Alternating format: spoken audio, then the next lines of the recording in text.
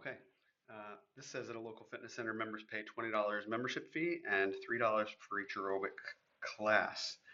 Non-members pay $5 for each aerobics class. So what are the variables? The variables are the number of aerobic classes, and I'm going to use X and Y. It doesn't give us variables to use, so I'm just going to use X and Y. X is the number of classes, and Y is the total cost.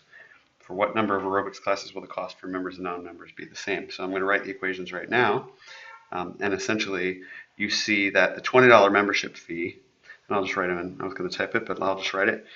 For that first one, you've got Y, the total cost, and I'll write the... Okay, so what's varying? What's varying is the number of aerobics classes. So that's going to be X. And for this first one, how much are you paying for each one of those classes? You're paying $3. So that means that you multiply the number of classes by 3 to find out how much those classes cost. But you also are paying $20 membership fee. So that's the equation that you're going to graph. And then the second equation that we're going to graph is that the non-members are paying no membership fee. So we're not having any plus amount at the end, no constant. It'll be a y-intercept of 0.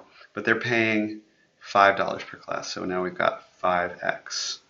Okay, so we're going to graph these two equations, and I will, like I've been doing, I will graph the first one in red, and I will graph the second one in blue. And the first thing that I'm going to do in red is I'm going to say I have a y-intercept at 20. You pay that amount before you have any classes at all. Okay? And then every time we add a class on, we will increase by 3, and this pen's kind of funny, so I'm going to pause it. Okay, so here you can see all the points, and I'm going to draw. Okay, looking like that. So then what about this other one? Well, it's got no constant value at the end, so we know that it's one of those direct variation equations that's going to go through the origin. So we've got that point right there. After one class, you've got 5, and after next class, you've got 10, etc. I'm going to plot those points because my pen is...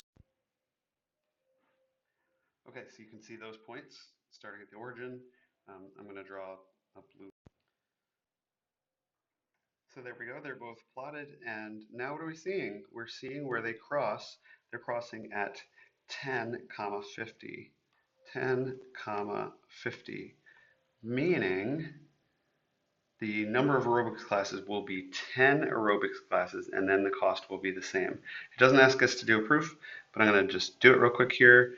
If you say y equals 3x plus 20, and that y is 50, let's say 50 is equal to 3 times 10 plus 20. What does that work out to be? That works out to be 50 equals 30 plus 20. Oops. Or 50 equals 50. That looks good. That's a check mark. And let's do it again for the other one. Y equals 5x.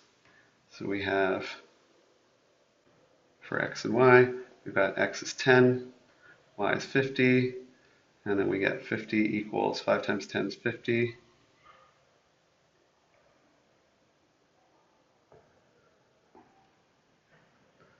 Equals 50. Also check, meaning after you pay for 10 classes, it's both going to cost you $50 no matter which one you do. That's it.